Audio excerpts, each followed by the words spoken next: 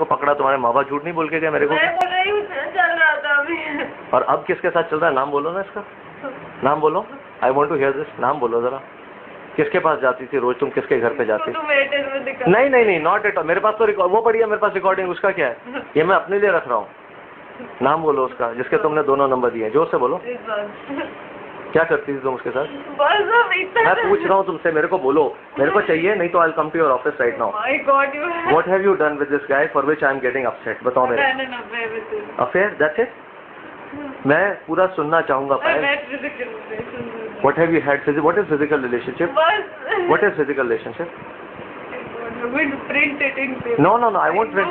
I won't print it. I want to know what have you had with him. What have you had with him? I am asking you. You want me to? Court में use करने। मैं तुमसे court में नहीं use करूँगा। मैं तुमसे पूछना चाहता हूँ कि तुमने वहाँ, मैं तुमको या तो should I come to Airtel office and give that news to your boss? Give it. ठीक है, चले जाओ।